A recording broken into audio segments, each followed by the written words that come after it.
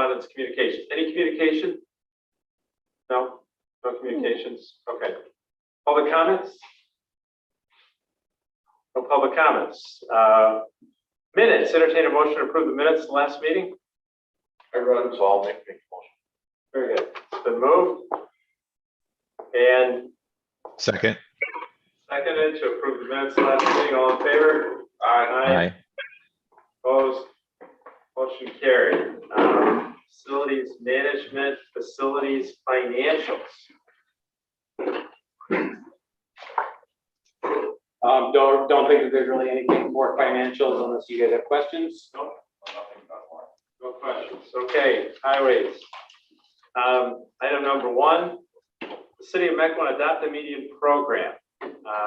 We have as part of our packet a MOU from the City of Mequon working with Ozaukee County, which as of last night was replaced with a revised MOU.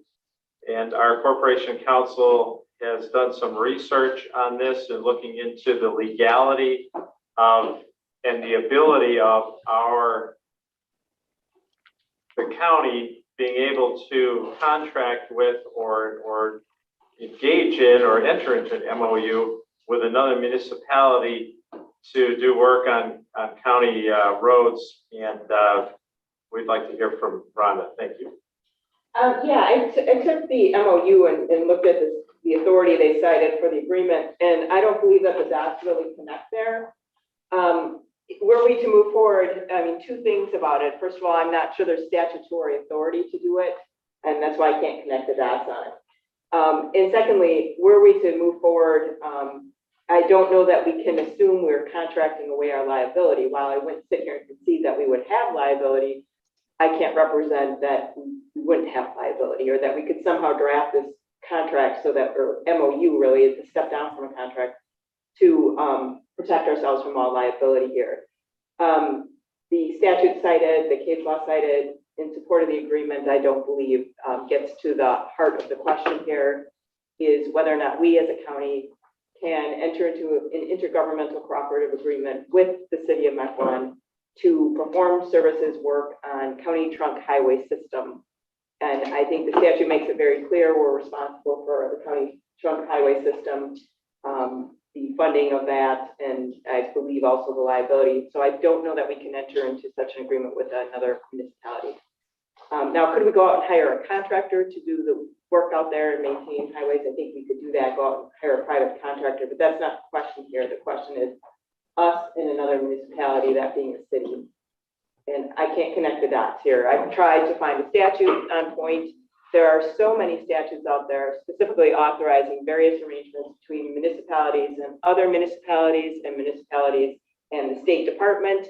But none of them get to this particular question. And so I'm kind of hung up on that. Somebody might be able to find something out there, but I have not. So there's other issues with the agreement too, issues with signage law, all that would need to be processed thoroughly before somebody could represent to sponsor that they could simply post a sign out there. I haven't begun to delve into those issues, but they need to be laid out how that would work exactly, consistent with law. I believe, Rhonda, you also indicated that the mutual indemnification clause would need to be modified as well. Yes, if we were to move beyond, do we enter into this agreement or not, then I would have some comments on the agreement itself, and certainly striking the mutual indemnification that's getting us exactly in the opposite direction where we're trying to go with this. Sure. Okay. Any questions? Gentlemen? Well, I have questions about water and parking. So. Otherwise, DPW Lundeen from the City of Mequon did put her hand up as well. Oh, I'm sorry. She's muted right now. Okay. I can't read her name. Kristen. Go ahead, please.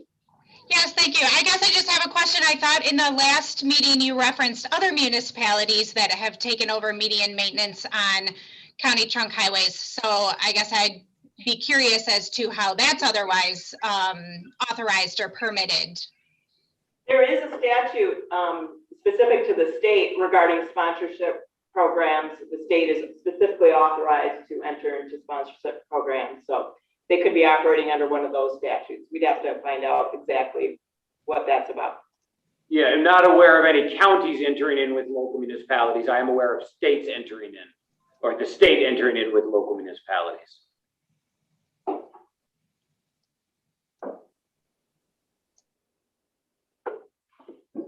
Sure. I'm the city attorney for Mequon. Oh, I'm sorry, Brian, I didn't know yet. No, that's all right, that's all right. Obviously, we take a different position from Corp Council. We believe that the statute 660301 very clearly says that counties and municipalities can contract with each other for the provision of services. And to the extent that, as Corp Council herself just noted, clearly you have the authority to contract with a private entity for the purposes of maintaining your highways. That statute, I believe, gives you the authority to enter into this agreement with the city for the purposes of doing the same thing. Now, if we want to talk about the specifics in terms of indemnification provisions and those types of things, I think that's a different issue, but that's the same issue that you guys would do if you contracted with Payne and Dolan, for example, when you went to, reconstruct your road, part of your maintenance program. You're going to look at, make sure that we're indemnified, make sure that we have appropriate insurance, all of those types of things. And I think that, as I say, if we want to talk about those specific issues, I think that's a worthwhile exercise. But I just don't agree with her that 660301 doesn't allow us to do this. We clearly, there are plenty of communities that do, I'm not aware of any other communities that do this type of service, but there are plenty of circumstances where other communities contract with the county for the provision of services, and vice versa for that matter. There are times where I know of local communities that are doing services for counties. And I think that that's the point of the intergovernmental cooperation statute. And I think that gives you the authority to do it. Thank you. Thank you. Yeah. Well, I'm not legal, but I kind of disagree because when county hires somebody, they tell that person what to do. Basically here, Mequon is telling the contractors what to do. To me, that's a difference. We're not telling the contractor. When we hire a contractor, we tell them what to do. You're everything in here, you're telling the contractor what you want, everything. From plantings to trees, to sizes, to grass cutting, to watering, you're telling them what to do. So you're actually overseeing the project, where otherwise the county oversees the project. To me, that's the difference. Well, I think that the distinction there is, I don't view this to be a project per se. I think that this is just the service of providing the maintenance for the meetings. And, if there are specific terms of the program itself that you disagree with, that hey, this is not an acceptable provision, we wouldn't want to see our medians maintained in this way, then I think we can do that either within the agreement or within the program guide that would dictate how the city would, look to impose restrictions on the contractors who are doing the work themselves. But I don't see this as a project. This is just, the county is saying, hey, we'd like somebody to do the maintenance on our median. And this is a way of accomplishing it. Well, if they're hired by us, they can park on the road. If they're hired by you, you can't park on the road. Well, and that's obviously one of the distinctions. That's something that the city actually generally tries to do, even with our own crews when we're out doing our own meetings. That, you try to not block traffic lanes for something like grass cutting the medians. It creates safety issues. That's just our typical process of doing it. And again, if there are, specific concerns that are there, the city's happy to talk about, hey, we wouldn't want to see this in the median, or, we'd really like to see this instead. Happy to talk about those issues, to make sure that you guys are comfortable with the program as a whole. But I don't know that those types of issues change the fact that I think the statute authorizes us to enter into that contract. If I may, Chairman Wolf, I know Corp Counsel Gordon has to get to an 8:45 court appointment. Is there a way, or Brian, do you have a suggestion of, if you two clearly are at odds about whether or not this statute gives us the authority, do you have a place you can go to get some type of a backing, you know, whether or not there is a League of Municipalities or other communities that have shown that they have been given? I think to Rhonda's point, the idea is that, and I'm sure I'm going to mess up your words, Rhonda, but in essence, when you both have authority, you can convey power over that back and forth. It's in this case that, from my understanding, the county has the authority. We can't suddenly give that authority to the city without us still being on the hook at the end of the day. And again, and I'm not an attorney, I don't play one on TV, so I can't get into that argument. But the point is, I don't think we're going to get off that this morning. So what do we do to get off that square?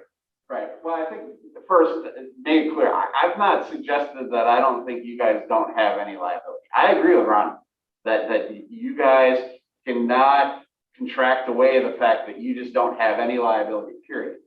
But that's true no matter who you contract with. The purpose of the contract is try to make sure that you're protecting yourself as best you can through your indemnification provisions, through getting your appropriate insurance coverage and having you as a named insured on the insurance policies, all of those types of things. That's not any different whether it's the city or if it's Payne and Dolan or if it's even anybody for that matter. Now, in terms of the specific question, yeah, I mean, there's lots of alternatives, and ultimately it's how far do you want the process to go, and would you feel comfortable? I can certainly attempt to see if there's anybody else in the state that is specifically doing a median program like this. I'm not aware of one, but I didn't do a search statewide. I can certainly do that, or to find similar instances where the county and municipality are just entering into an agreement for services. I can certainly do that.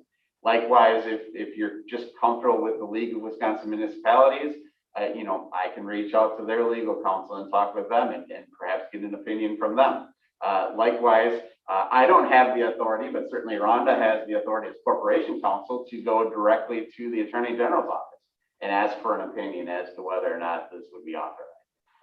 Unfortunately, it takes like a year to get an opinion. Apparently. I mean, you can do that. Definitely, I thought about it, but especially these days. Yes, I mean, that to me is the least ideal alternative, just because I do agree. I do know it takes a really long time for them to get an opinion. From the league, well, I mean, the problem with the league is that one of the two legal counsel just had a baby, and so she's on leave for the next 3 months. So whether we would be able to get something, I mean, typically I'd get something within a month from them. Whether that would still happen in light of the staffing issues, I don't know. Well, and we have the WCA and Andy Phillips we could reach out to as well. So I hearing all this and looking at where we're at with this, I would look for a motion to table this at least until our next meeting, with the idea that your name again was Brian, that City of Mequon's attorney Brian do some research and provide us with legal basis to enter this contract, and that we would also, because I don't think it's going to take a whole lot of time, get this MOU in a form that would be acceptable to us. I would really rather not have Rhonda spend a bunch of time on her end looking into the legality and whatnot. But Rhonda, if reaching out to Andy or the WCA would provide us something that would be helpful as well. But I don't. This is really, we're trying to accommodate you guys, and so I really don't want our corporation counsel spending a lot of time on this. What?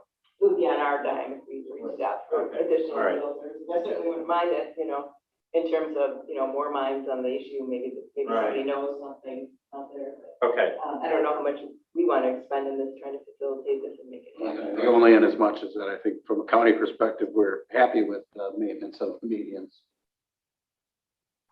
well, This is a request of the city of Mequon. It is. Now, I think, if we could snap our fingers and it'd be done, I don't think anybody would object. It's a great idea to beautify the medians.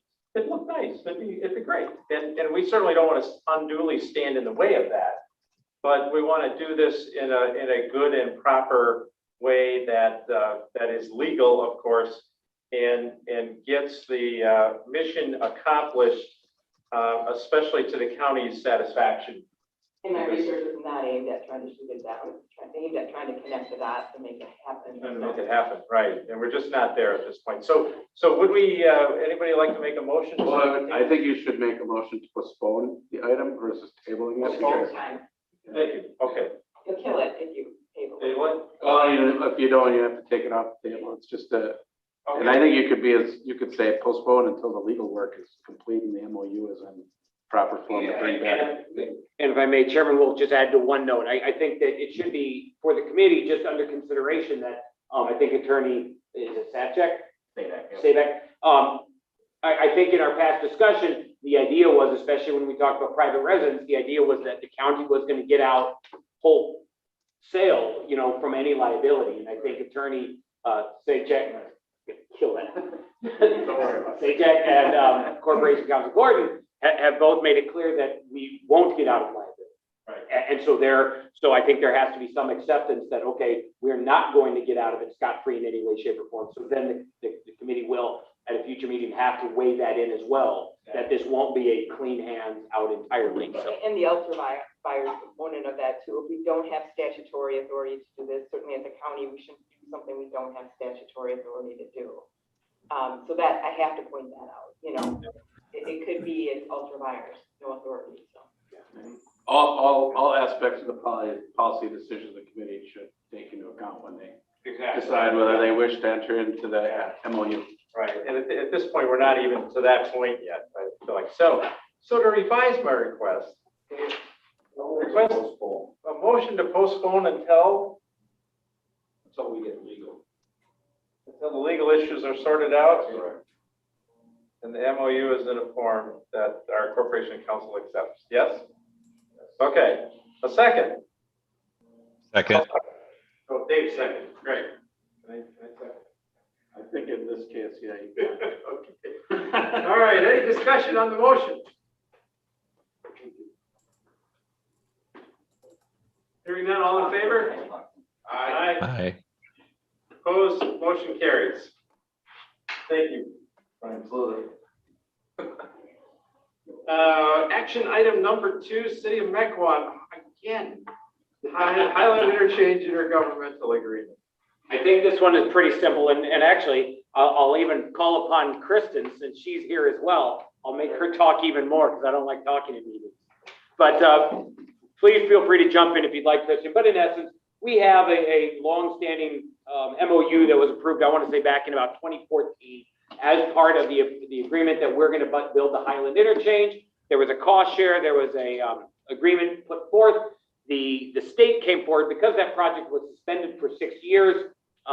They came back last year to the city of Mequon and said, hey, we need to revise that state municipal agreement between the DOT and the city. So they shuffled some numbers around. It did not change any numbers or any monetary numbers owed by the city of Mequon, and thus tied into the Ozaukee County. It did change some project numbers and how it laid out some of those numbers. And then also, because the SMA did change with the new state municipal agreement, that was attachment A in our agreement with the city of Mequon. So the city of Mequon forwarded this over and was looking for simply approval on this revised interchange intergovernmental agreement that, again, does not have any monetary changes, simply has some timing, some reshuffling of numbers. The new SMA is attached. With that, Kristen, would you have anything else to add regarding this? I do not. You are correct that this allows WISDOT to clean up some administration on their end. It was previously under multiple project numbers, and this allows them to simplify the billing on their end. So they've requested that the city and consequently the county approve the amendment. I don't know, Kristen, I think John still did most of the talking. I will always allow that to happen. John's used to that. I know. Okay, so despite all the red on here, you're telling us emphatically that there is no monetary alteration. Correct? Correct. Okay. Any discussion? So we need a motion. So I'm going to entertain a motion. It's been moved to approve the amendment to the intergovernmental agreement for the I-43 Highland Interchange. Do we have a second? Second. Seconded. Any discussion? How much money do we still have? We have all, We have all the money. No, how much are we gonna borrow? we borrowed 1.3 and we have 500 in the bank. Yeah. Okay, that's what I thought. Yep. Okay, all in favor? Aye. Aye. Aye. Opposed? Motion carries. Discussion item, Highway Department Facility Study Update. So with that, I will invite John Wallenkamp from Keeney Architects to come on up by me. John currently is working with the Sheriff's Department on their potential storage addition. He is working with Planning and Parks on their potential bathrooms and some of their additions out at Hawthorne Hills. And as part of the facility update that we talked about when it all started was an overview of the highway facilities. He has done a couple different visits with the highway departments. He still has to go through to do some assessment of conditions and those type of things. But we thought it would be good if he came in and just did a little 20-minute, 30-minute presentation on what he's doing. And then if you guys have questions, we can go from there. So he is going to attempt to share his screen. And with that, John, take it away. All right. That's my icon. So it should be up under, Hit F5. Yeah. Usually works. it's all the way down to the bottom right. Nope, to the right.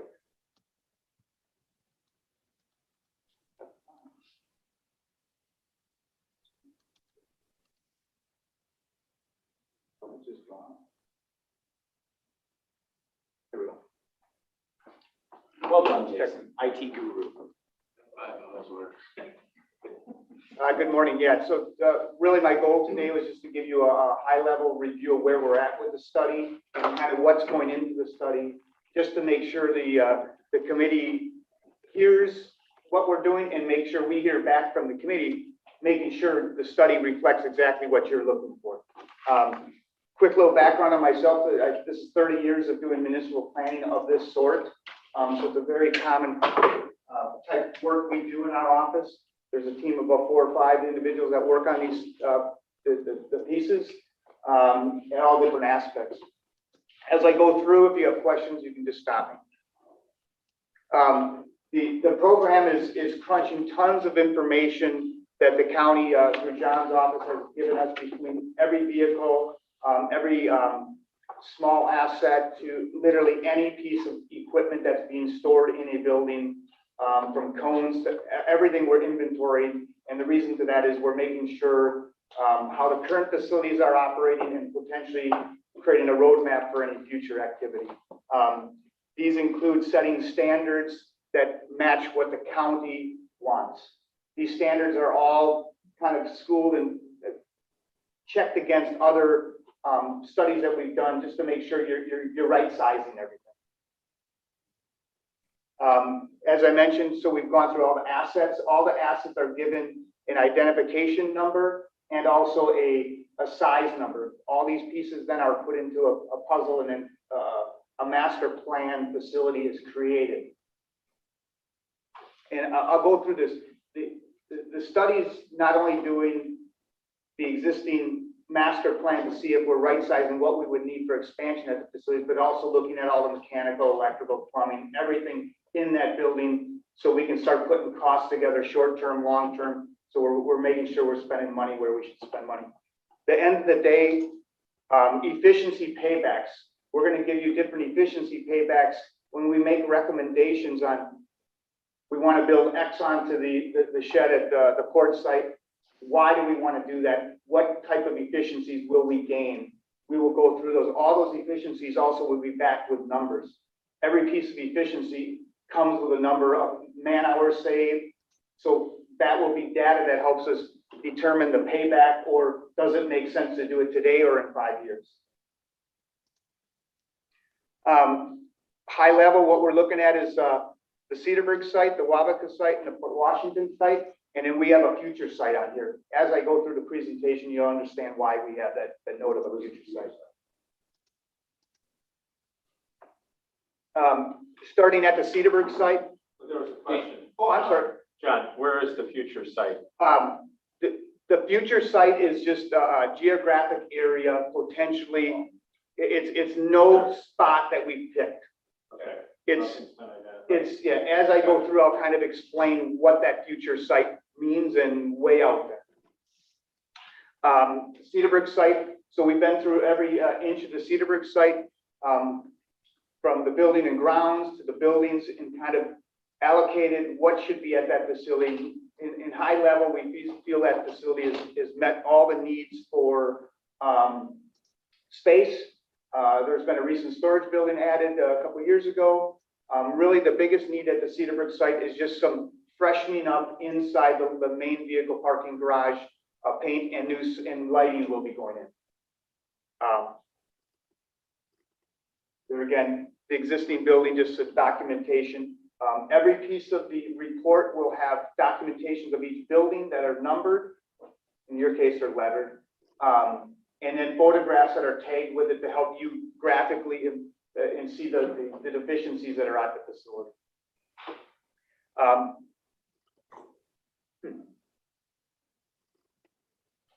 My screen's showing something different. There we go. Port Washington site, as you can see, we have a full mix of facilities on that site.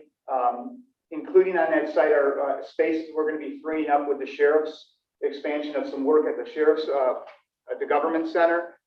Those pieces will be taken into play of how the highway can take over those spaces. So when we determine how much square footage potentially would be needed at the Port Washington site, we're taking into account what's leaving based on the sheriff's.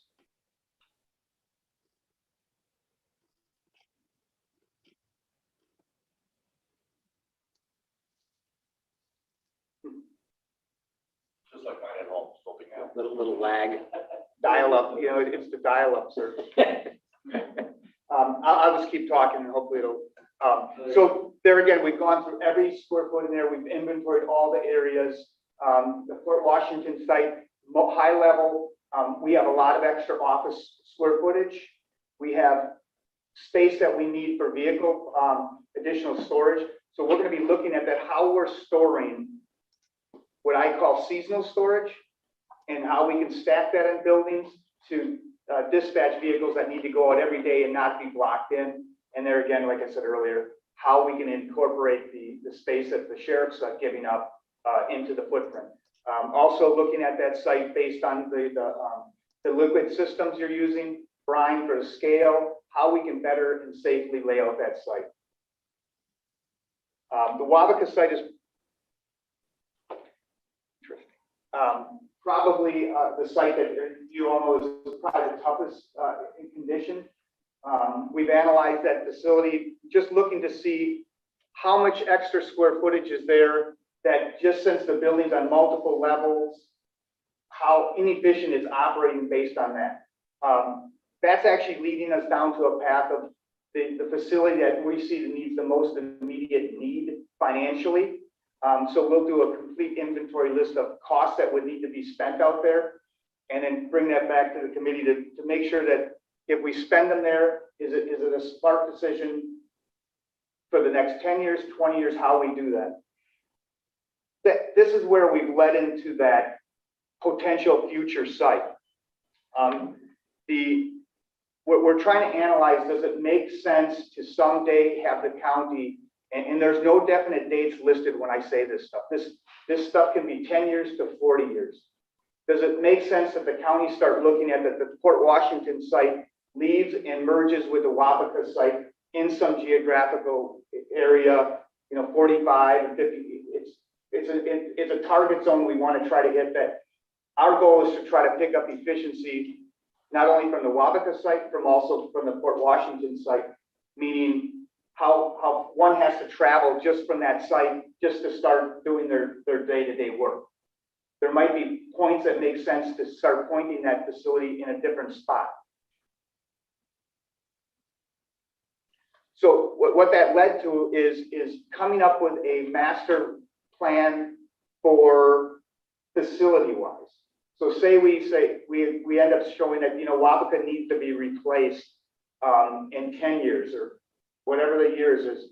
How do we start building that maybe in the future, a Port Washington site can be married onto that building, so we're not wasting any capital that we're spending on any improvements. So this is just a footprint minimum that Wabaka would need to operate if we just replace Wabaka in current conditions. The red would be the admin area, which is essentially one office and a locker break room, pretty much exactly what the Cedarbrook shop has or the Port shop has. And the green is vehicle parking, a wash bay. The orange is a little bit of a repair area. And all these pieces, like I said, would fit the employees that currently work in the Wabaka and the vehicles. Upper level area.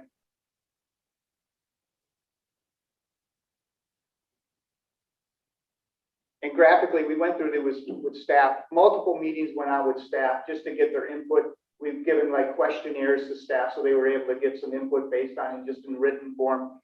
This is the larger roadmap. Say if Port Washington in X number of years would want to start planning to leave that site, this is what a full buildup would be. And all these comparisons would come together. So you can see exactly how the square footages match up with current square footages at the site. What is the square footage? I don't have those right now. Yep. The goal is to make the most efficient operation possible. That's why we're working with staff to try to put that together. This is now where we're at right now is all those areas have been validated. So now we're starting to put costs together. What do we need to spend at the Wabaka site to take us for the next 10 years? And then as a team, we can start deciding, does that make sense to spend that, or how do we defer that maintenance because we're going to do X or Y or Z? Same thing in Port Washington. There's immediate needs at two of the sites, primarily Wabaka and Port Washington, that we'd allocate dollars to do.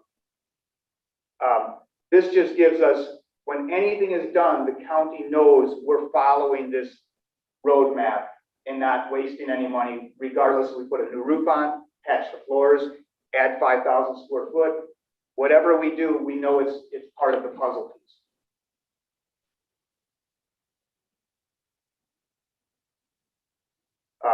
There again, the lighter red is phase one, the darker red would be phase two build up, and then shops associated with it.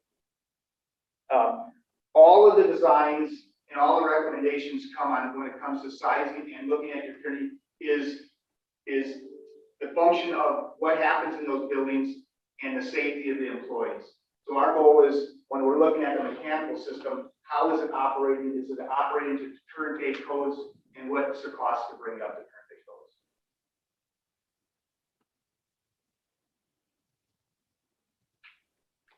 When we reviewed with staff, we kind of looked at all these. Our goal was to get staff to think outside the box. A lot of times what happens is we're used to our day-to-day operation of doing something a certain way. We want to make sure we give them all different options of how things can be done to just literally make everything more efficient. Are you guys including the air purification that a lot of people are putting to their buildings now? You mean like the office just through COVID? Yeah, all that is, look, a lot of those standards really are there. What we've found in some of the mechanical systems, they just have been just left alone for a while, for years, so they're not working properly. Our goals in the recommendation will tell you what standards you should be at for today's code and what you would need to implement to do that. And that's why I was saying we put the costs associated to that, so you know, do we start putting X into that mechanical system now, or do we start forecasting down the road for a different move?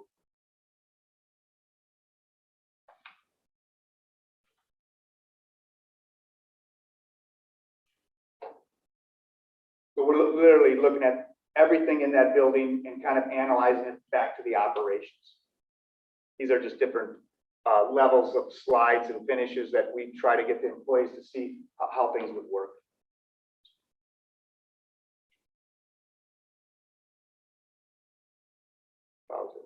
So the next slide is coming up, is any sustainability upgrades. What can we do today that potentially would be infrastructure that if we do today that we can bring to a different location in 15, 20 years?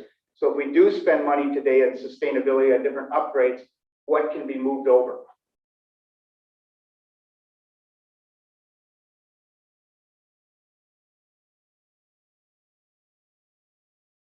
These are all the little pieces on efficiencies. A lot of people ask, well, what do we mean by efficiency? Okay, so literally everything for, if we introduce an automated or a wash system, whether it's manual, how much time will that save for the employees so they can get out in the field to do their actual day-to-day work, not spending extra time coming in trying to clean a vehicle?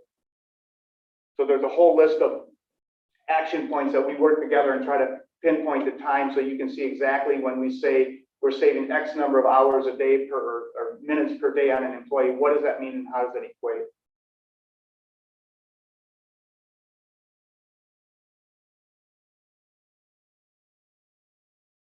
End of the day, that it's true dollars saved. So it's usually an upfront, a one-time savings, and then an ongoing savings. So high level, I went through it. Like I said, it's almost a 100-page packet we got together today, that where we're at today. We'll summarize all this stuff. Like I said, we'll have current needs, future needs, and kind of a roadmap where the county would go just to make sure you are spending the money wisely if you do put money into any of the facilities today. You made the remark earlier that at the Port Washington site, the gaining ground, the sheriff's department, is that we talking about their storage building that they always talked about? Yeah, so currently the sheriff's department is looking at adding some room on their building. Currently on the highway grounds, there's about three. I don't know if you can pull up that original site. If you can't, don't worry about it. But there's basically two buildings on the Port Washington site that are, each of them are about 50 to 75% taken up by sheriff's department. And so there's a number of garage bays that the expectation is that if the sheriff is able to build out what he's looking to build, those storage locations will empty because that will now be housed at the actual sheriff's department at the Justice Center. There's been debates. There's one building that is emergency management that is not expected to go anywhere. The issue there is emergency management has a boat for Lake Michigan they store there and work on over winter. And they also have some other larger safety equipment. I think there may be like a old fire truck or an old ambulance that they do work on there in there as well, that they would not have room for in the new Justice Center. So that building's not going to look. So what you see here is in the kind of the dark blue long building and the light blue to the lower left, those both have probably about 50% sheriff's department housing. That currently, while we have a master key for highway buildings, there is a separate padlock on all of those specifically for sheriff's department. I think in the light blue, I think they have some evidence storage and some other things. In the dark blue, there's a number of other items they have in there. So what we've reviewed with staff is that even like the dark blue, even though we're gaining those the vehicles for highway have grown in size, they actually don't fit in there depth wise. So we're juggling how pieces would fit in different buildings to make sure we're making good use of each space. does that answer your question, Tom? Okay. Right, slowly. That was one of the reasons we wanted to work with John on this project, because he's already engaged in the, I think we looked at, are there efficiencies between parks and highway potentially?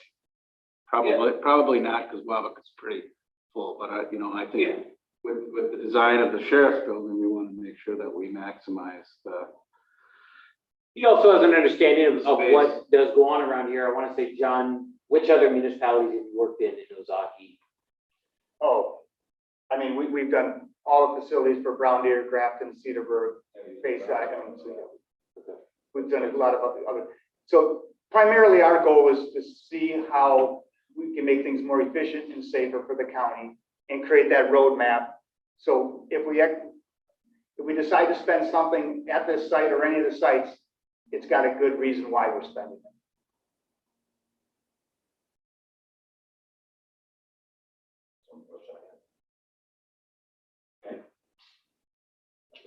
Anybody online have a question?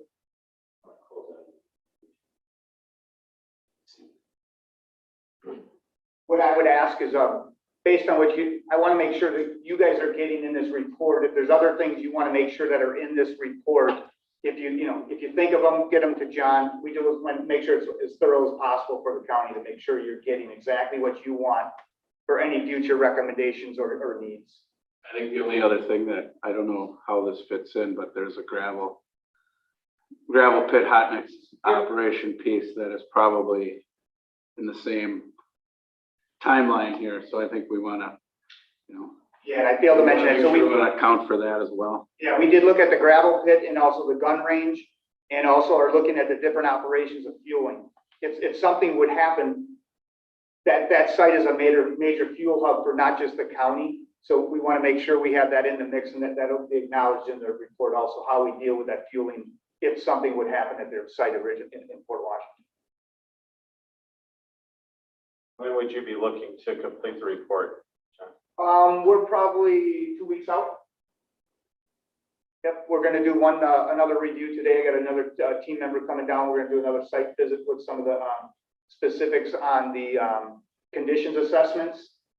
So we're hoping in 2 weeks to have I'll call a first draft up for you guys to I'd look say we're through. probably a couple months from coming back to Yeah. the committee. Yeah. As far as input from the committee, I was just curious. Oh, sure. And what would be helpful, once I get that draft to John, he'll share it with the committee, then other things might come up too as you go through it. Okay. Typically, we'd see at least 2 to 3 drafts to make sure we've incorporated everybody's concerns and comments. I don't think we're in no hurry because building costs now are at an all-time high. So as we just tabled our town of Grafton. Understandable. Yep, no, and again, this is more about a long-range understanding and plan. And again, yeah. Okay, very good. Thank you. Thank you very much. Thanks, John. Thanks, John. Number 7 on our agenda, I believe. Yep, and this is going to be covered by Jason Whittick, and I believe he is online now. Good morning, everybody. Hey, Jason. How are you guys doing? Great. How about you? All right. So, strategic plan, right? Is that first before the metrics? Yeah, so I think as everyone's aware, this is something we've been working on. It was a bit delayed by the ongoings of the last 14 months or so. We approved these 6 high-level goals of the strategic plan in December of 2020.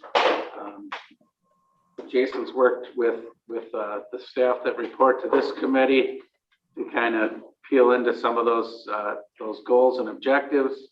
And today's effort will be to review them and discuss them with you. And and I think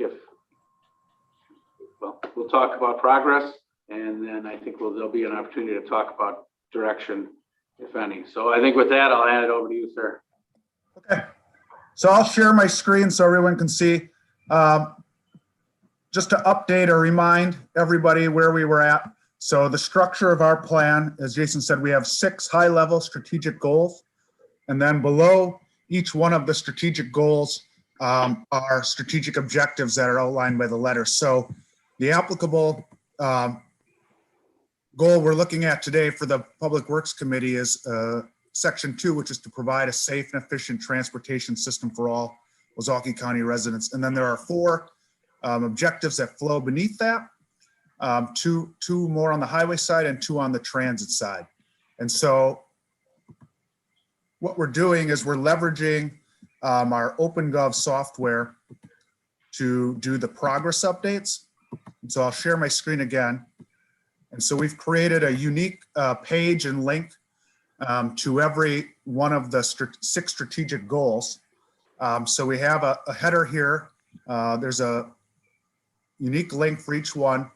And so we have, again, which is the strategic goal, the future state.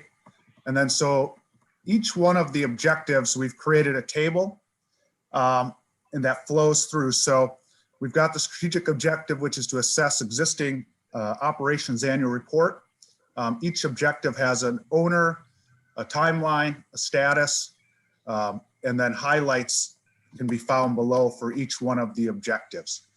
So that's kind of how this flows. And so the plan is to bring back these progress reports every quarter to the oversight committee. So this is our first endeavor at doing that. And also as part of these, we've incorporated, as in the plan, the textual plan, we have key performance indicators that we're rolling in from our performance metrics, county indicators, and then some community indicators when applicable. So I'll scroll back up to this first objective, and then I'll allow John, who is the owner on this one, just to update the committee on where we're at. So this is for the assessing the existing operations annual report. So John, you want to update the committee?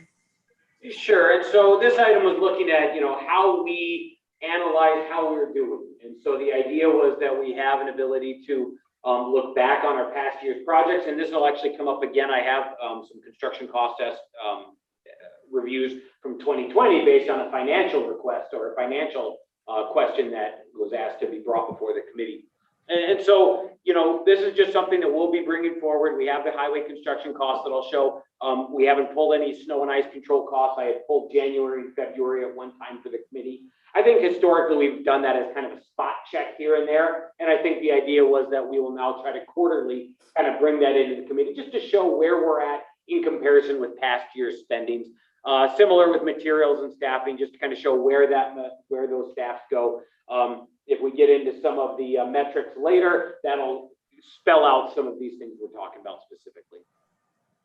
Yeah, just for the committee, this is an opportunity for you to see the progress on each one of the tactics, but also, I don't think the goals and objectives would change, at the committee level. That would probably be executive and county board, but this is also an opportunity if there are tactics and strategies, that you'd like to see modified or suggested, we're definitely open to incorporating them as under the goals and objectives. And please stop me with any questions. So the county indicators we have for this objective, and these are part of John's annual metrics. I think we added some extra ones here in terms of snow plowing, but we have, the cost per mile for paving, cost per mile for chip sealing, annual hot mix cost per ton. So these are all metrics that have to do with evaluating the existing operations as well as ongoing operations. So as you can see, you can hover over these and see the difference in the years of the metrics. So we have 2 years going so far for these costs. So as we build out these metrics, we'll start to see, how the ebb and flow of the different costs. And we're, highway really lends itself to having real good efficiency measures. So we have annual gravel cost per ton. You can see it went up here, I guess, in 2020. We've added for this one, the cost per ton of salt used by county. So $68 per ton. Tons of salt used per mile on county highways, so 14 tons of salt. So we've incorporated that. And so then we have, these are in John's metrics too, but we've looked at labor billings, how much work is being billed, to county work by the highway department, and how much work is being billed to the towns, the state, and to others. So these are all metrics that go into assessing our existing operations. For community indicators, the county does some work on state highways, so we've used that kind of as a comparison in cost to some of these metrics. And please stop me if there's any questions. But these can all be, looked at, and we'll have these loaded up on the county's website too. So we'll flow right into here, strategic objective B, which is to focus on highway transportation planning. And the first one is a 5-year CIP plan. So John, if you want to touch on that, the highlight there. Yeah, so sure. It's simply as part of our annual budget process, we typically bring forward our 5-year CIP. We have one that we kind of had on an annual basis review, but it looks 5 years out, not only for our roadways, but also for our equipment and also for our buildings. And so it will lay out where we're at and what we have, what we're expected to do with that. Phaser rating is something that, again, a lot of these, it may look a little silly with 2 bar charts, but the idea is that you got to start somewhere. And 5 years down the road, now we're going to start to see trends. Now we can start to see where an outlier may have a bad year or a good year, and we can, kind of look at that. And so Phaser ratings is one of those where, again, we do those biannually. We do them in every odd numbered year. So it's an odd numbered year again. This fall, my construction superintendent, patrol superintendent will go out and review and rate every mile of county highway. So that'll be something that'll go in there. And then again, that kind of flows into, again, looking to improve the cost estimates. We can talk about that a little bit as well later with the construction costs.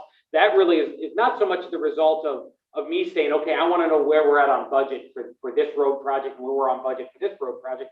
Really, it's about me wanting to get our estimates better because I want us to maximize. It would be very simple for me to say, oh, this mile of highway is going to cost me $500,000. Well, it only cost me $200,000. What did that gain me? Yeah, I was under budget, but I left another mile and a half of road I could have done on the budget. So my goal is to get good estimates so I can be maximizing those efforts. Now, what that will mean is occasionally I will go over budget, but my goal is to try to get that fine-tuned to get a good estimate of how many miles of roadway we can do per year hitting our budget.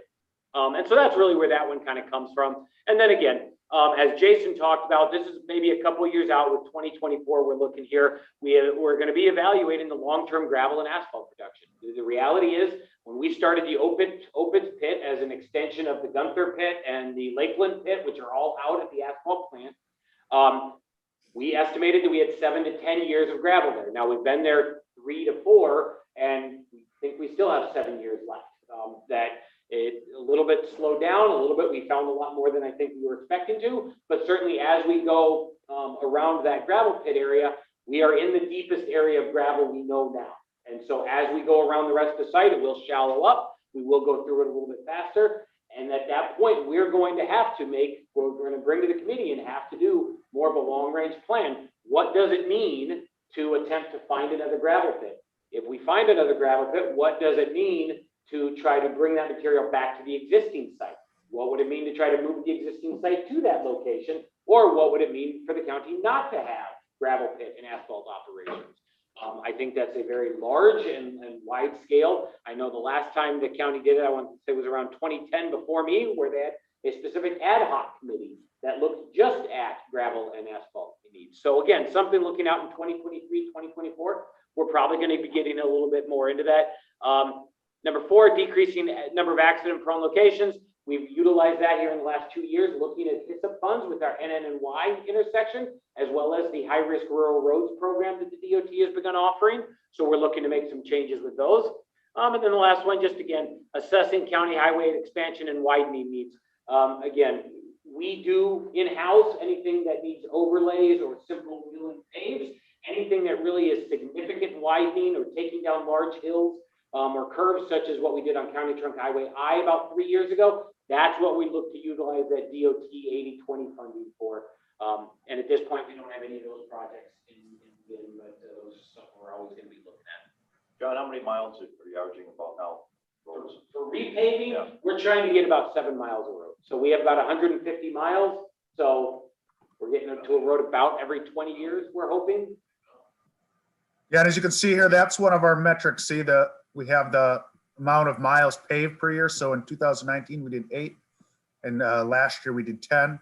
And then we've put that into a efficiency measure. So the percent of the highway system of that 150, 155, 5% in 2019, 6% in 2020. And same with the chip sealed. So that's, part of our metrics here to see. and the percent that we do, the chip sealing, 8% in 19, 3% in 20. Our average Payzer rating, as John says, this is done every 2 years. So the average Payzer rating, county highways is about 7.5. You know, that's one of the major concerns of county board members and constituents is how well maintained and the level of, you know, of the highway system. So it's pretty high. And then we also have as a metric, a percent of the highway system greater than 5. And 5 indicates, John, a good shape road, I would assume, right? So 93% is above 5. Yeah, I would say where we typically try to keep most of our roads is around a 7. 7s are, 10 is a brand new, never been driven on before road. 9 is a repaved road. 8 is a new road that's a couple of years old. You're down into the 7, that's when the cracks start to occur. And the goal, especially in Wisconsin, where you have the joys of freeze-thaw cycles, the number one goal in transportation is keep water out of the pavement. You keep water out of the ground, out of that pavement, you don't have the cracks expand and become potholes. And so that's where we get into our chip sealing. That's where we do our crack filling to try to keep that water out of the roadway itself. So what we looked at is we kind of said, well, the low 5s are, again, you're down into much more of a war-torn, beaten up, very potholed road. Our goal is to never let a road get to that factor. Now, once a road gets to a 6, at that point, we're kind of beyond trying to keep that seal over the top. And now we're going to say, okay, that's going to fall to about a 5. And then we're going to look to either mill it and repave it or just overlay it and that type of thing. So John, but this is saying that 7% of the roads are in fact less than 5? Yes. So those would be the roads that are probably scheduled for this year or for the following year. And I think it's a 5 or less. And then we have community indicators because there's some safety involved in this. We have the number of fatalities in the county. Obviously, all of those don't take place on county roads, but these are DOT supplied stats. So there was 11 crash fatalities in Ozaukee County in 2019, and last year there were 6. Those are all of the 2 objectives for mostly the highway department. We can move on to objective C, which is more transit oriented, unless there's any questions for John here.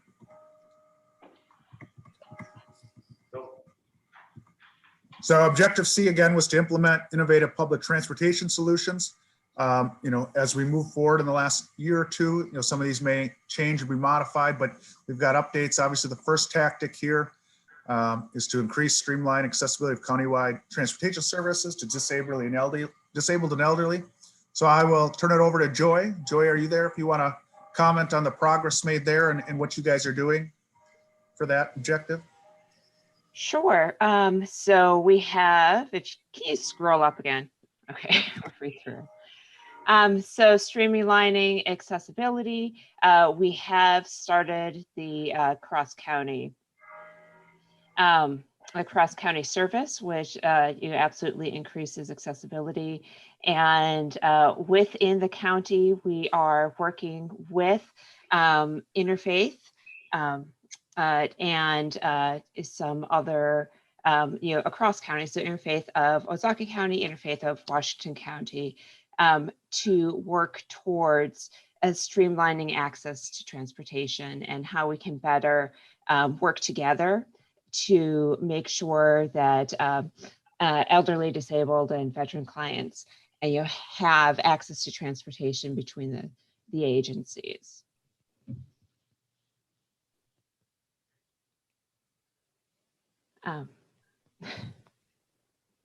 Okay, you're muted, Jason. Sorry, the bells were going off here. If you want to roll right into objective number 2, go right ahead unless there's any questions. Go ahead. Okay, yeah, so aligning transportation portfolio of services with long-term needs. So this is just a long-term planning of what we need, taking a look at the goals of the transportation services, in the coming years. And this is something that, we'd really hoped to get a start on. Working through the pandemic has kind of pushed that off because we don't know what the normal is. So, it's something that we really hope to begin in the next year. And explore alternative funding sources. The partnerships with private firms, this again is something that's just been put on hold. Looking specifically at access to jobs and access to workers, and possibly medical center rides. And then the last one is to partner with Ozaukee County HR. So, we're looking at access to workers and access to jobs. We will make sure that Ozaukee County is part of that equation, and that we're getting the workers that we need. And so that is, along with this other one, it's just a project that's been pushed off until next year, or 2023. Yeah. So some of the indicators we have for this objective, we have just the annual ridership for the bus, the cost per passenger. So those are included. Oh, this should be labeled taxi, but this one is for the taxi, and the annual cost per passenger for the taxi there, obviously gone up a little bit with less ridership during the year. And then we've got breakdown between, employment trips, elderly trips for the taxi, disabled trips, as part of that objective, agency trips, annual passengers per hour. This is one of our key metrics, I know, for transit, is hovering around 2 or just below 2. And Jason, Yep, go ahead, Jo. you can say that one of the reasons that it went down this past year, and also the cost went up, is because we had to do individual rides for our higher risk clients. So, riders who go to dialysis every single day, we did not put them in shared ride to make sure that they had the least exposure to COVID as possible.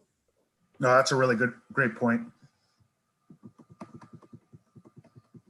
And then community indicators, right? I mean, much of the taxi, at least, is driven by the age of folks over 65. So around 20% of the county is over 65 currently. The state is at 17.5, so we are ahead of the state in that regard. So we have a more elderly population and growing. We go right into the last objective here for this section is to expand regional transportation services. So, yeah. So the although the pilot is going on, we did have in the month of April 82 people travel to Washington County. 82 rides into Washington County. So it's averaging 4.3 a day from when we started the cross-county service. So in the beginning, the first week, a few people were stopping still at Newburgh, but since then they've all switched over to the transit connection service. So that is continuing to going. We're working out the kinks. But yeah, we're sending out surveys in the next month, so we should start to get some good feedback from our customers about that. The flexible shuttles, that's something that continues to be on our strategic objectives and something we keep looking into. The idea is that having this micro transit service to have a time that you could pick it up, but it will also deviate from its route. And so it's this new type of service of flexible shuttles. And it may be something that helps with the employment needs, that were mentioned in the first strategic objective. And just a new way to look at transit. So that again takes some planning, and we'd love to start that this next year, and just to see what the need is, where we find the funding, and what it would take to fully implement. Yeah, and that was a big emphasis in the 2019 transit plan, development plan. But again, it's very tricky to implement for the first time and get going. So we have, and then the indicators for that, obviously, these will be more forthcoming in the future as we get more data from the transit merger. And as we maybe start to look at if we get more serious about the flexible shuttles, benchmarking other statistics or community indicators to give us an idea of what we need to shoot for. But So that is section 2 of the strategic plan. We've tried to, again, put the goals, objectives, and then provide a progress update and mesh that with the key performance indicators. So if there are any questions from the committee, we're happy to answer them. Just have a comment. This is in the county's monthly magazine we sent out. They're predicting that when the pandemic ends, up to 20 million Americans will continue to stay to work from home, either full or part-time. Reduce the amount of gas that's used. Traffic safety will improve because there will be less cars on the road, but we have less money to do the roads. Less wear and tear though. Hey, there you go.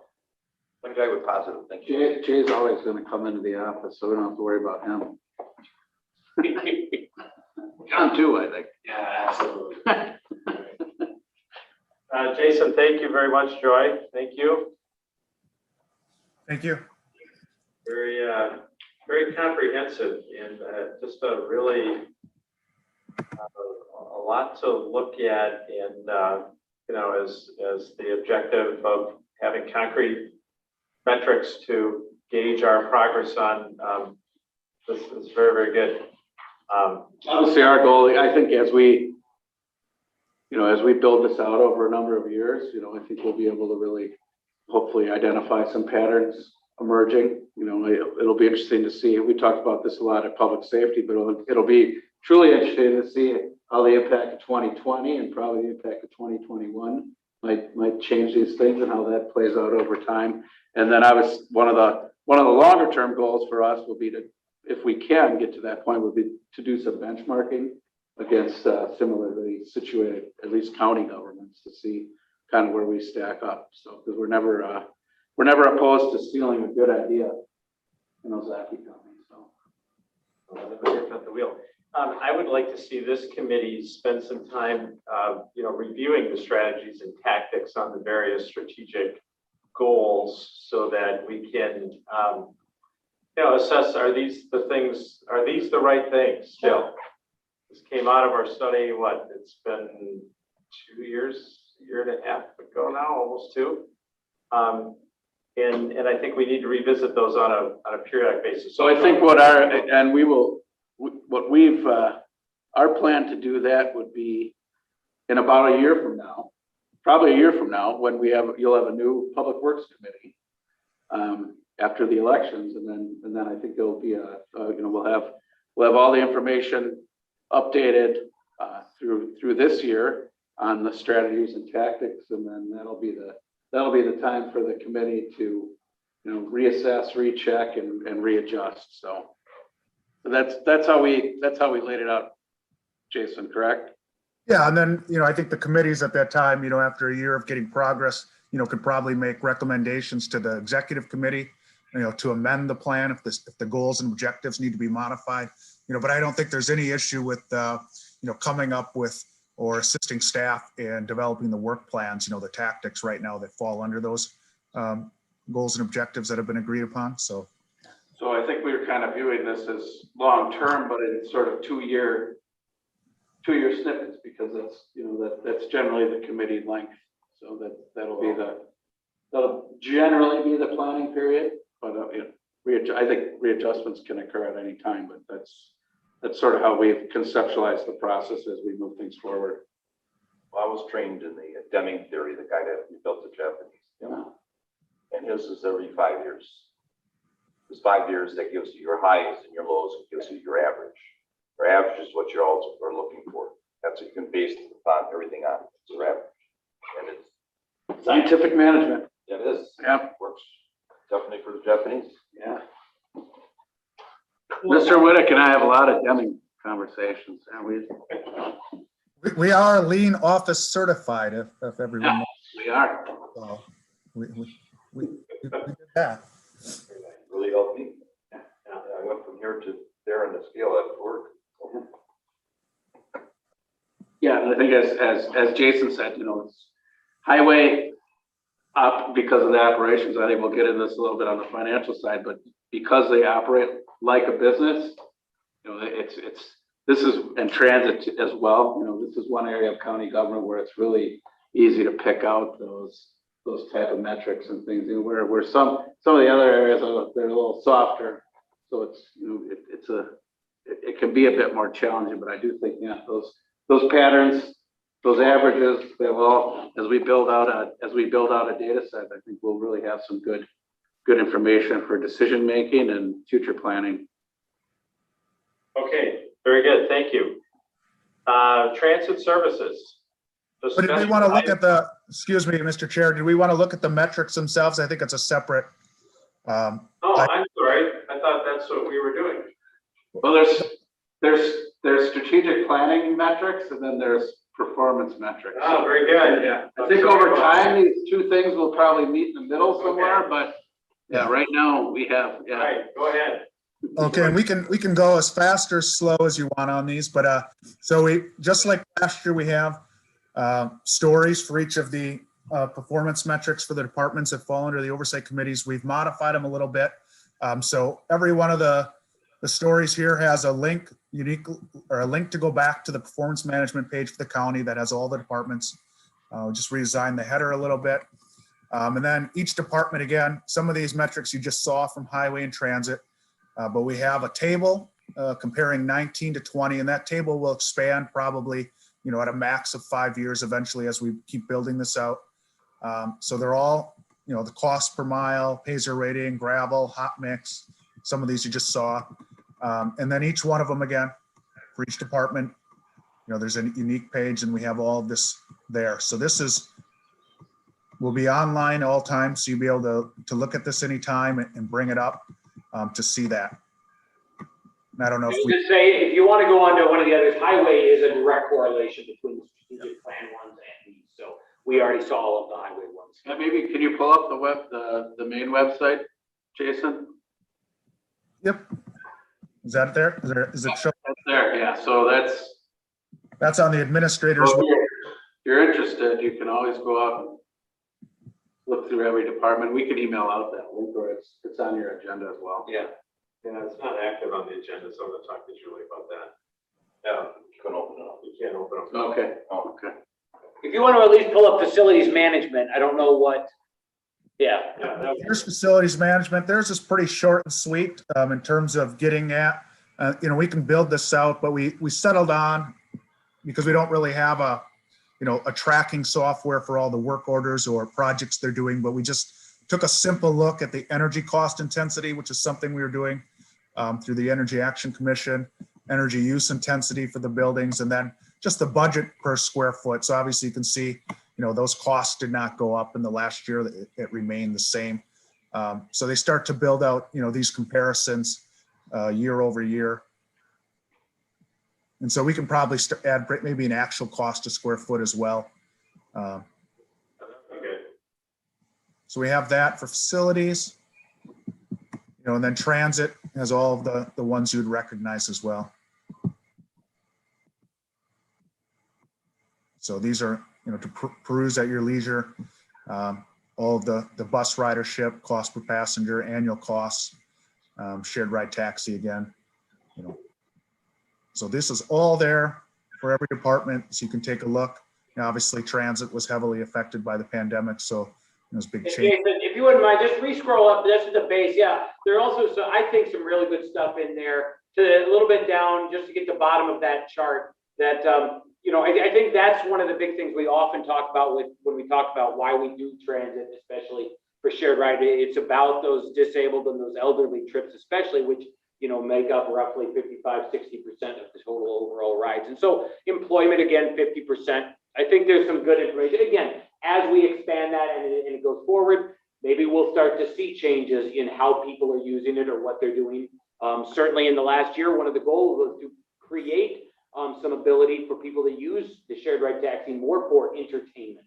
That the idea was that there's a, especially within the disabled community, there isn't such an option for them to get out to some of the night events. So that was one of the reasons why this committee expanded some of those hours, not only to give them an ability to get a later work shift, but also for that they could get out and get to some social engagements and they'd be able to get back home. So again, I think there's some interesting things in there that again, over time, we'll be able to look and see how they change. Yeah, 70% of ridership for the taxi is elderly or disabled, and that's been pretty static for 10, 15 years. Employment has always been the #1 trip purpose. So those are, the 3 departments that have performance metrics under the Public Works Committee, and so we just wanted to show those to you. We'll probably look at these less than the strategic plan, perhaps semi-annually or annually, just to stay on top of it, but this is part of our performance management endeavor. So this will go in our budget book as well, right, Jason? Correct. Yeah. So that's all I have, Mr. Chair. Okay, thank you. Thank you very much. On the transit services discussion item, Summerfest 2021 shuttle service. Yeah, so this is just an update for the committee. I know I wasn't able to be here last month, but there was some discussion about questions about if the Summerfest shuttle service would happen and issues that might come up with it. So we did speak to MCTS about it. They are willing to have the service. They don't see staffing of bus drivers as being an issue. The issue is how many people we can fit on the bus. So we will have that answer in the next couple months. But if we're not able to pack the bus full, they will need more buses coming up to perform the service. And it would just get to a point where it's not feasible for them to do. So that's kind of the whole up of the decision, but they are still willing to do the Summerfest service in September, as long as we are able and willing to pack a bus full of people. Okay, very good. That makes sense. Okay. Wait for the update. Okay.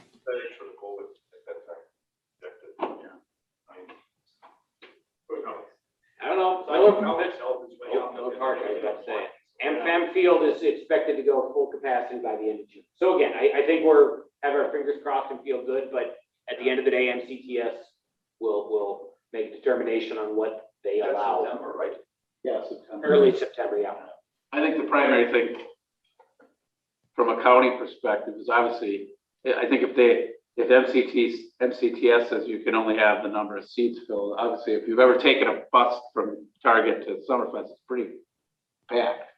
And, people are standing, riding down and things like that. So we just want to make sure either the flow of buses is increased, or because we often had issues with Home Depot and Target, concerns about parking, concerns about people milling around the parking lot and the like. So from a county perspective, I think those are the primary things. I think we can allow the public to decide how safe they feel jumping on a bus to go to Summerfest, but we want to make sure that the flow of operations is correct, so that we don't have large throngs of people literally waiting on buses out there. So Will staff be bringing a recommendation to this committee whether to have the Summerfest service or not? Or is it, if you can work it out the way you think it should be, is it just going to happen? From my standpoint, it's in the contract, and if we can make it work, we'll make it work. If it's something the committee wants to debate and discuss, we certainly can. But I think our intent is that if we can make it work, we'll notify you that it's going to go. certainly one of the larger amenities that transit provides to our citizens. Everybody loves. Yeah. Yeah, if there's a significant cost change, we would absolutely bring that to the committee. But, if they're able to do it, pretty close to what's within the contract with, limitations if needed on ridership, then yeah, we'll just keep it running. Yeah. Okay, great. We may not have as many issues because, I think historically one of the issues with Summerfest and Home Depot and Target is it sort of falls right in that season when everyone's doing their lawn and garden, and it's a very busy time, obviously, at Home Depot. So it's always been. Yeah, September should be easier. Back to school sales are done. And Yeah. whatnot, so, okay. Item number 2, the partnership with MCTS for service to Brown Deer and Concordia via Port Road. Yeah, so we had talked about in the Commuter Express, adding the services to Brown Deer Road or Brown Deer Park and Ride, and then possibly having the 68 come up for the Port Washington Road service. The discussion was left at, well, let's leave it for budget cycle. Starting to plan for budget is coming up. So we want to just have a quick discussion about this again. So with that said, with the when we last spoke with MCTS, we are looking at cutting back the Commuter Express again. So they had spoken with some of the commuter value certificate employers. So those are some of the major employers who use incentives to get people to ride the bus to downtown Milwaukee. The last conversation they had, they were told that the employers were only planning to bring 30 to 40% of their staff back. Now, that was before the CDC came out with the mask lift, their changes to the restrictions. But so we're planning on not seeing as many riders, definitely not the full return to ridership this fall. So we will be cutting back that service. And we'll bring an updated schedule next month for that.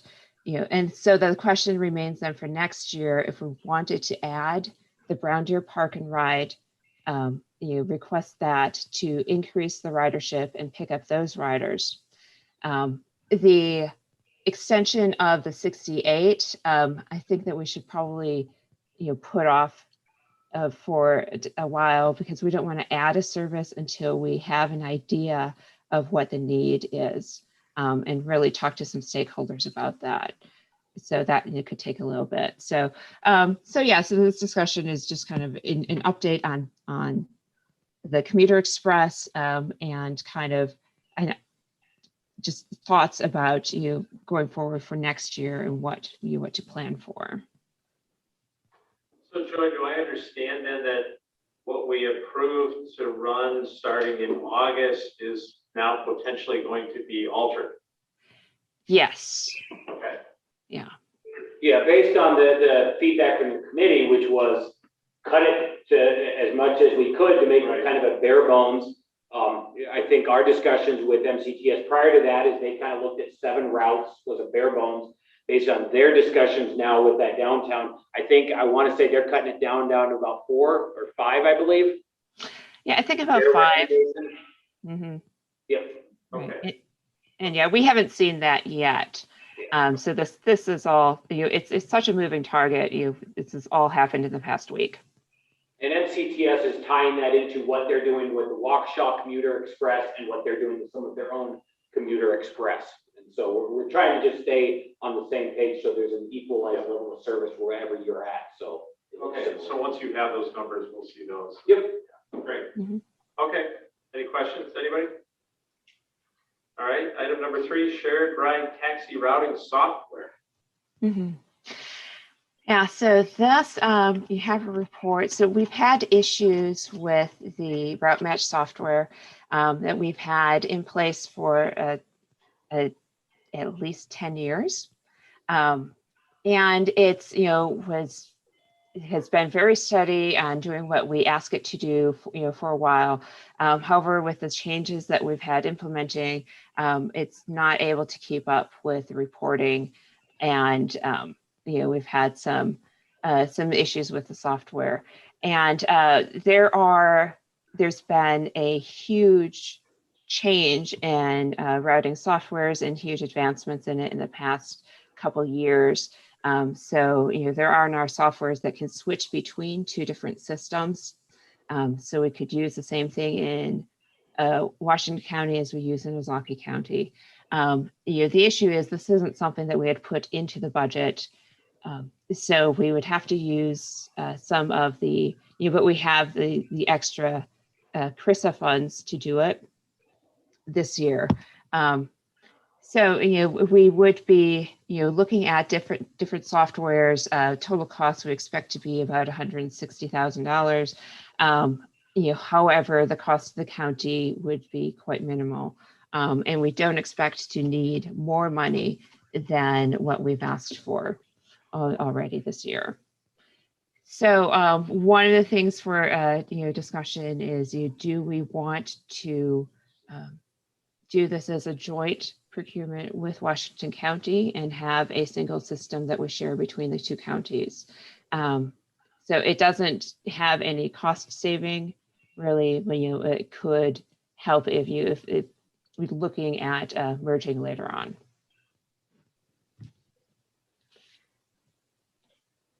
Okay.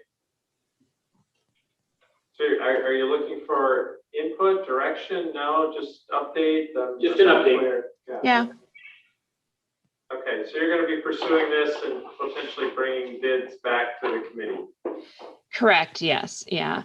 And just so the committee knows, we already paid a lot of the software services.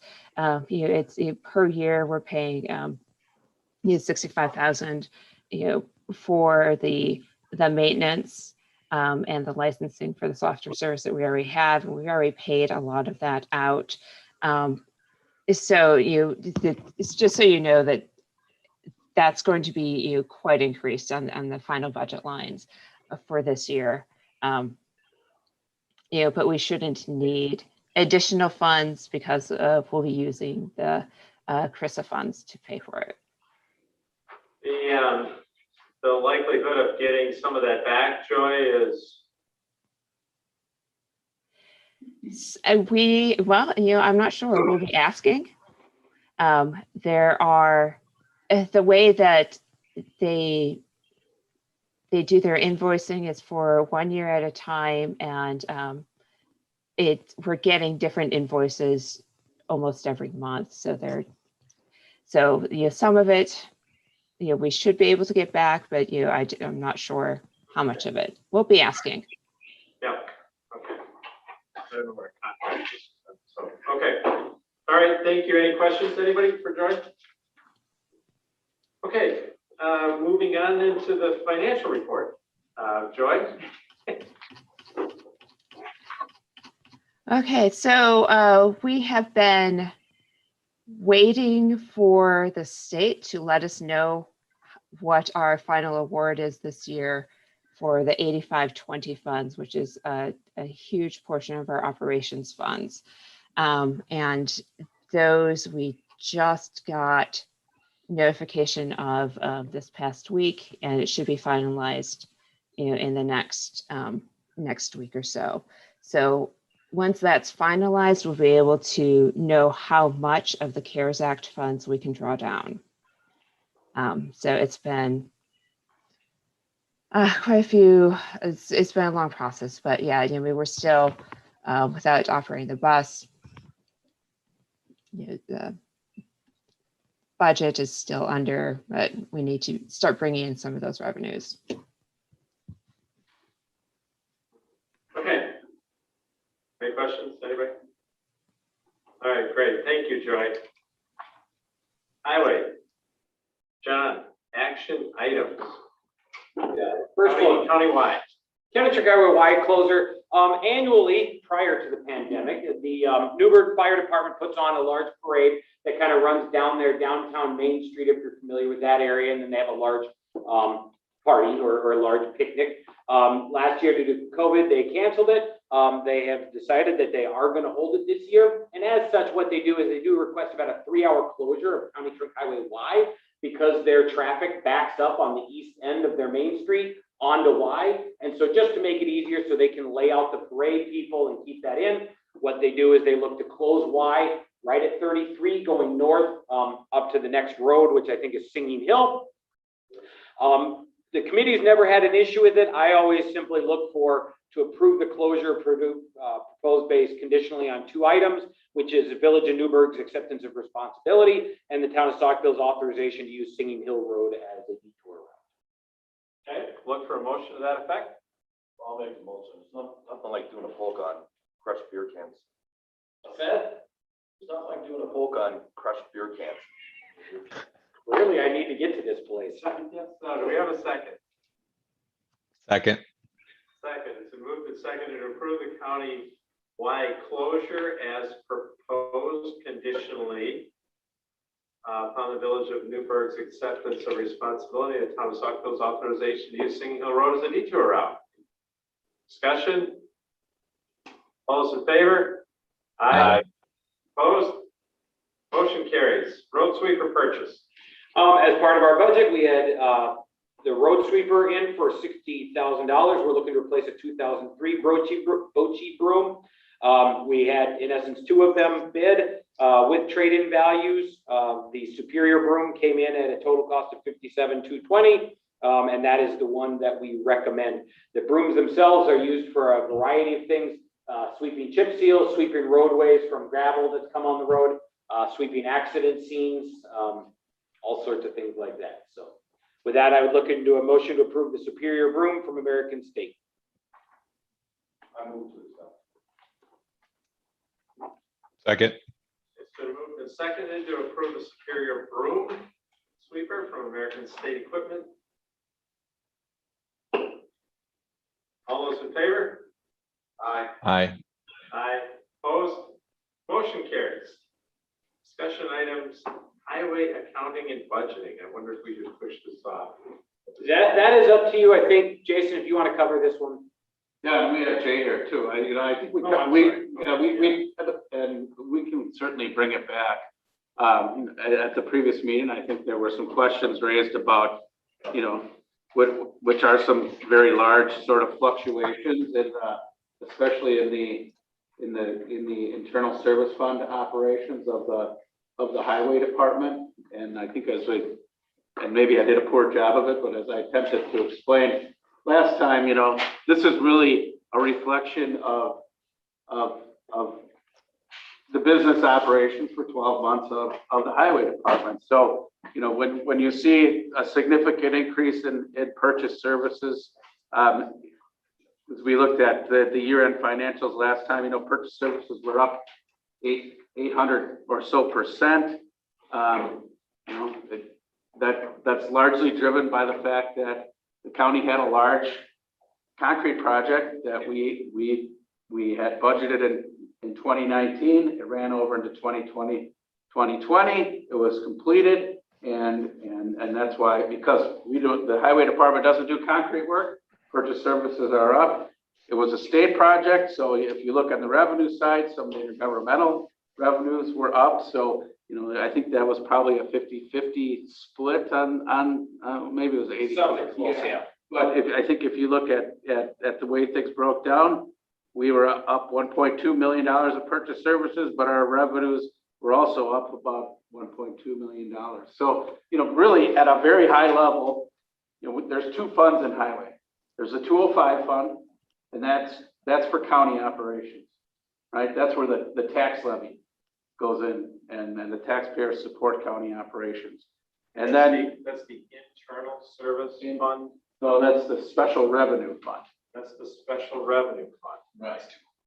Yeah, it's 205. I don't see So, the numbers. I don't know. Mine doesn't have any numbers, so. No, you're right. yeah, it just says special revenue fund. That's county roads and bridges. So we call it 205. So that's where the tax levy flows in, and that's how the county funds county operations. And then 601, or the internal service fund, is where that's our business type operation. So that's where all the work gets done, whether it's county, state, local, or other. And I think you saw that in the performance measurements, last time around. So what we really want to see in that 601 fund is that revenues equal, or at least close to, expenses. And if you looked at the year end in 601, we came out with I think we came out with a $5,000 surplus, if you will. And which is 601 again? Internal service, I'm sorry. Internal service fund. I gotta switch that around in my Yeah. It's about grant. communication method here. So, so that all those monies in the special revenue fund eventually flow in to the internal service fund. because that's how we bill against ourselves. We bill against the state of Wisconsin. We bill against local units of government. But what you see and what you saw at the year-end financials is, although John and his team have a plan for county work, sometimes we don't always know what state work, what local work, and other work is going to come up. Or you don't know how much it's going to snow in any given year. And all these things are fluctuations that happen within a 12-month period. So, if you looked at the year end 2020 and 601, there were some fluctuations because we had a large state project that we had anticipated being complete in the year before. Obviously, there's a revenue component to that. John and his team always prioritized state and local work over county work because there's additional revenues to be made there. So I think one of the things I discussed with Supervisor Marchese is he wanted to have a better idea of where specific projects landed, in any given year. So what John Engert handed out was an actual the breakdown of our levy funded projects and then the 2020 carryover projects. So I think.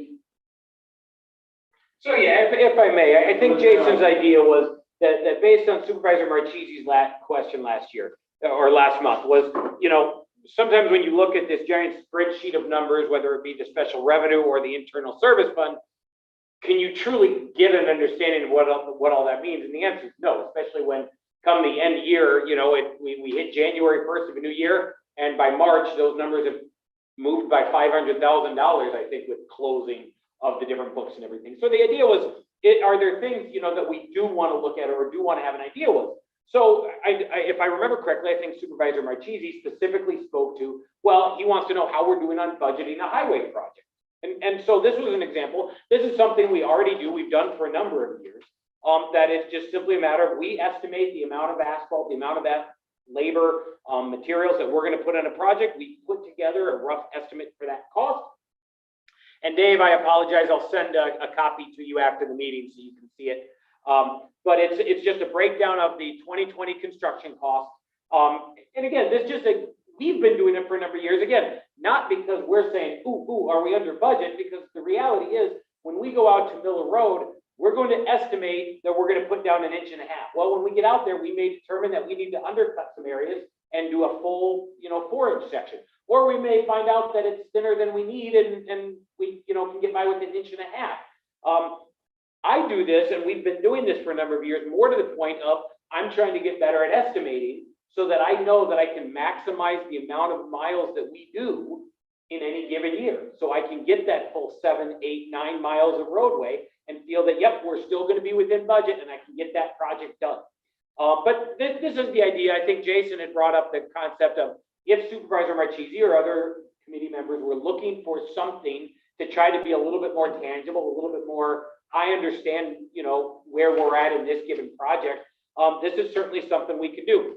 Other ones that as part of strategic plan, we can certainly, at the end of a snowplow season, we can certainly give the numbers to show, okay, here's where we've been the last 5 years as part of a snowplow, the snow and ice control, where we're looking at is costs. When it comes to budgeting, I think, and I hope I wasn't flippant with Supervisor Marchese last month, but it was when you start getting into budgeting, the reality is I'm not going to put a lot of hard numbers because I'm not going to attempt to guess how many days we're going to go out mowing because it'll matter if it's cold or rainy or sunny. I'm not going to guess how many shoulders we're going to shoulder during that year. It's going to be based on where we're low and what we're going to do. There is a lot of flowing numbers. Now, again, over time, I think we're going to see those averages. So when we do budgets, we typically are looking at about a 3-year rolling average saying, okay, where have we been over these last 3 years?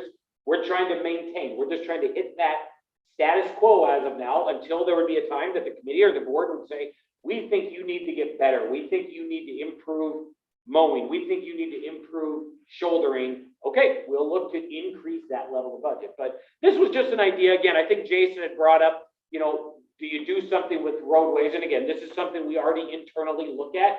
So this is something we could bring forward annually, just to kind of show, here's where we budgeted projects. here's where, they kind of finished up are on those top boxes. And the bottom boxes are, a lot of those are, especially if they're tied to DOT funding, DOT will bill us easily 5 years later on projects. We'll get a $2,000 bill because they will have someone go through their accounting software and determine that this, that, or the other thing wasn't properly accounted for. So they'll do an audit and decide that there was an additional $2,000 that needs to be billed. And then we'll get a bill 5 years later for $2,000 on a $2.5 million project. And I think if you look specifically at those fluctuations in the internal service fund year end, I believe those were all related to D, weren't they? No, the ones in the big ones from last year were all related to the County Trunk Highway LL Highland and the County Trunk Highway H. That those were projects that had carried over from the year before. And so because we had already accounted for them in expense and revenue, it just fell into reserves.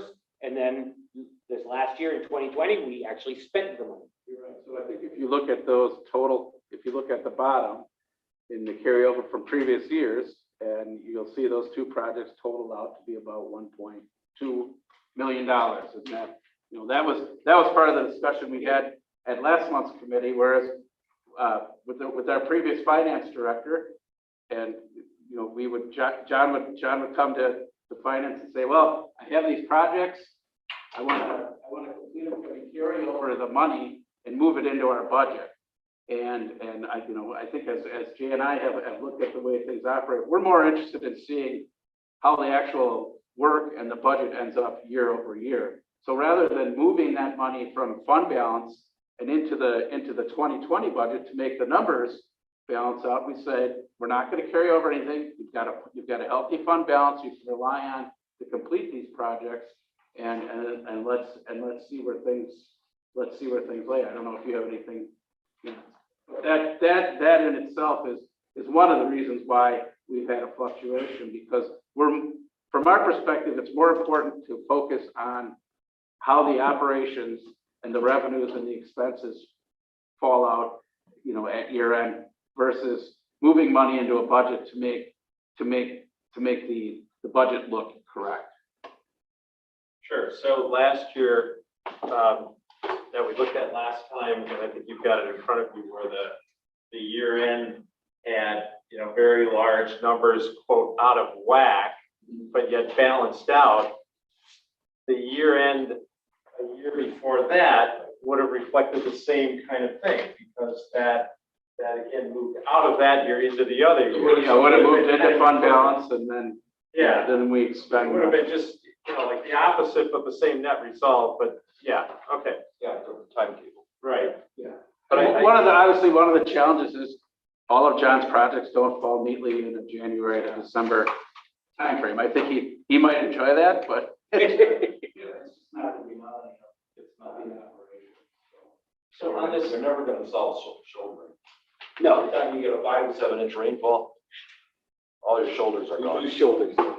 Yeah, and we've had this discussion with board members throughout the years. It's like, well, it didn't snow a lot this winter. Why didn't you save money? Well, these guys are still out doing other things. I'm sure in some cases they'd rather be plowing snow, but they're cutting trees.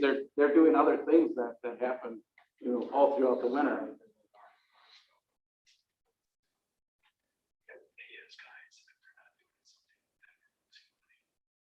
Yeah, definitely.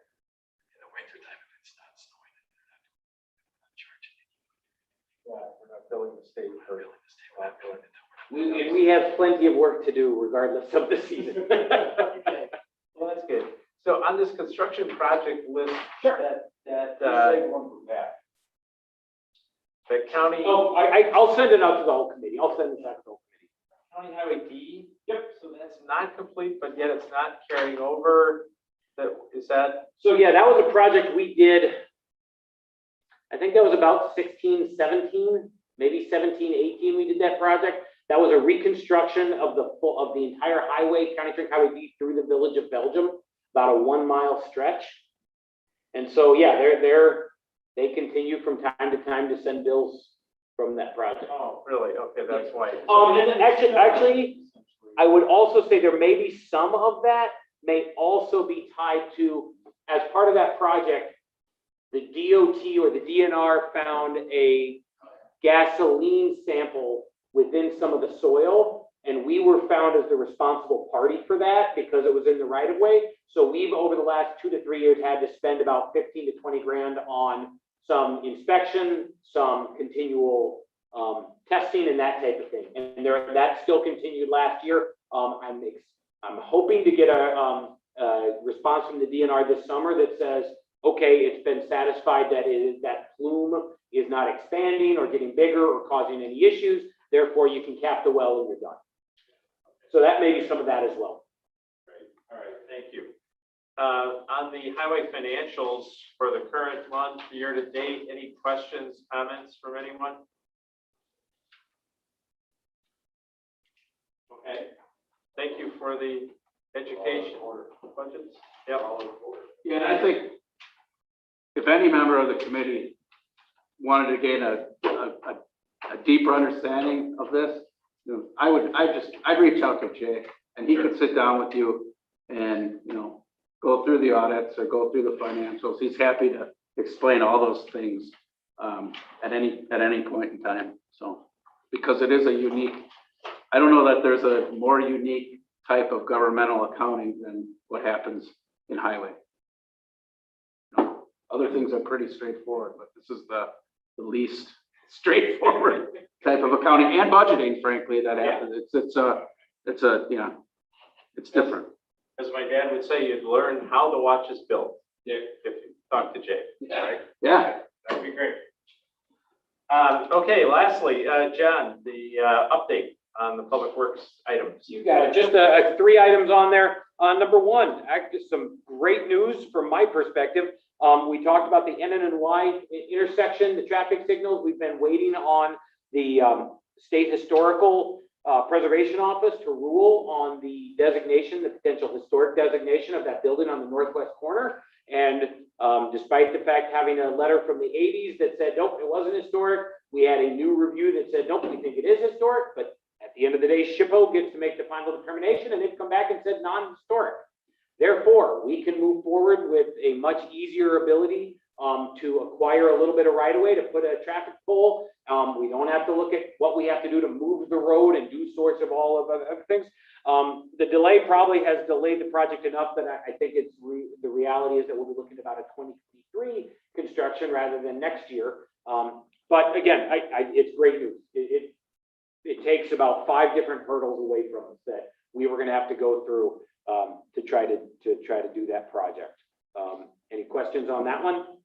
I guess just the idea that to put traffic signals in is going to be 2 years out, that it's hard for me to wrap my head around that. You know, just get it done, but I know that it doesn't work that way. Biggest thing for us is going to be land acquisition. Land acquisition, I'd like to say it's very simple. And again, we're not acquiring much, but we do have some. And the process to acquire, you guys will get involved with it a little bit next month. The DOT has requested some acquisition from us along the I-43 as part of the expansion. And I'll be bringing something forward to the committee next month on that. But it's, especially for a private landowner, it's a daunting process. So there are timelines laid out and it does not move fast. And so to get through those things, to get the funding set up, also, you know, could we get it done and rushed in 2022? Yeah, but then we're probably bidding it in May or June.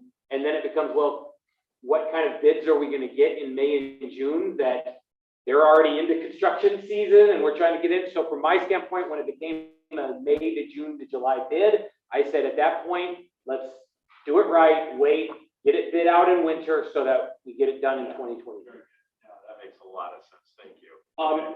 Next item, just to let the committee know, so town of Fredonia, ATV, UTV, this in some counties has been a rather hot button topic. I don't see it being a huge issue for us. It has been right now in the town of Belgium. So I want to say last year or a couple years ago, the state made some changes on ATVs, all-terrain vehicles, and UTVs, utility terrain vehicles, that they can now be allowed, if a township agrees, the township can say, we want to allow ATVs and UTVs on our roadways. And we can allow those on county and state roadways within our jurisdiction if those roads are less than 35 miles an hour.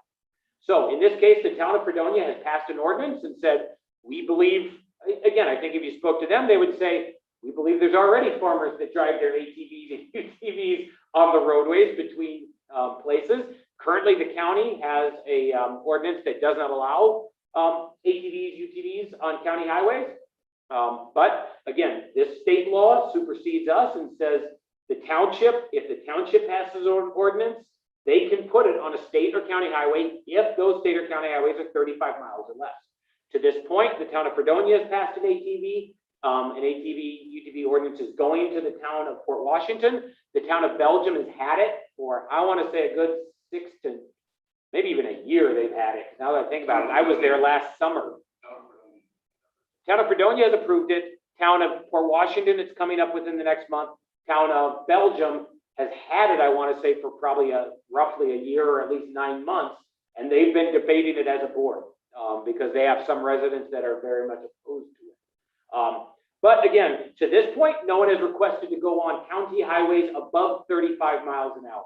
If at some time someone requests to do that, that will come before this committee to discuss and debate whether or not the county wants to allow that. If the county wants to, then that would be an ordinance change. They would have to go through Public Works to the county board. Probably public safety as well. I know based on past experiences, I shouldn't speak for him, but I will in this case, that I know in my past discussions, Sheriff Johnson is very leery.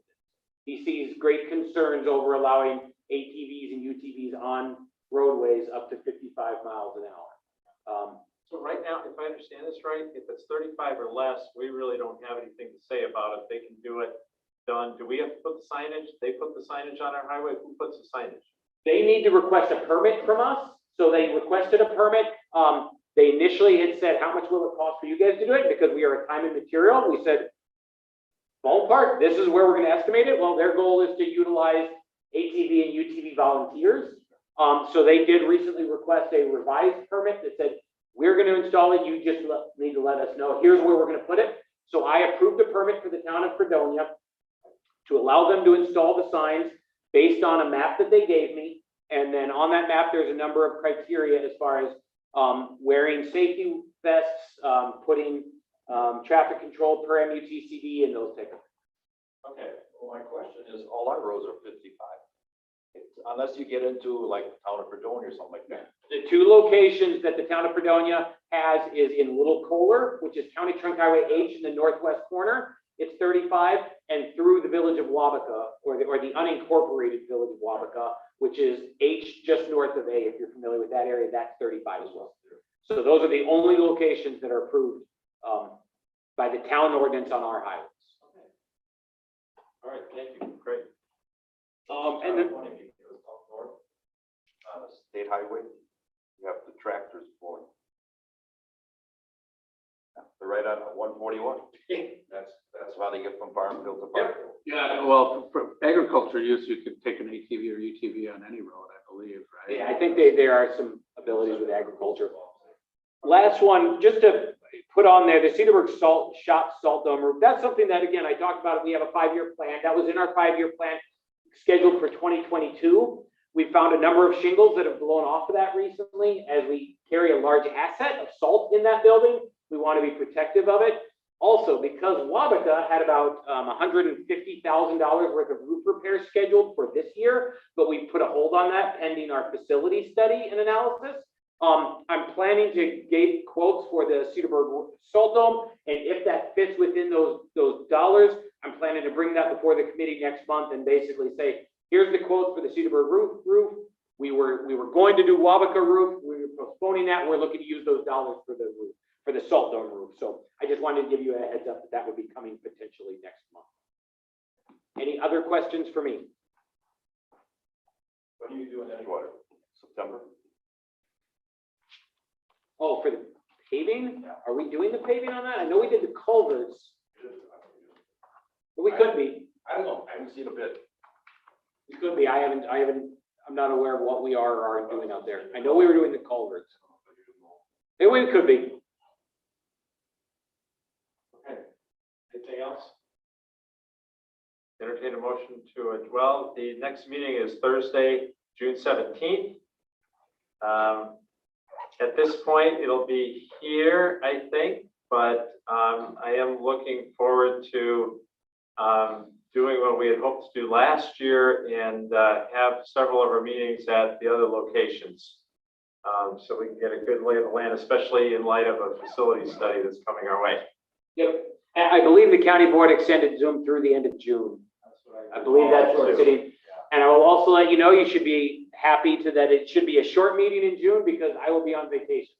So my construction superintendent, Warren Gettle, will be here and he doesn't talk nearly as much as I do. And we have 1 hour later. Yeah, so. Do you need a motion to adjourn? Second. Moved and seconded, all in favor? Aye. Aye. Thanks, guys. Thanks.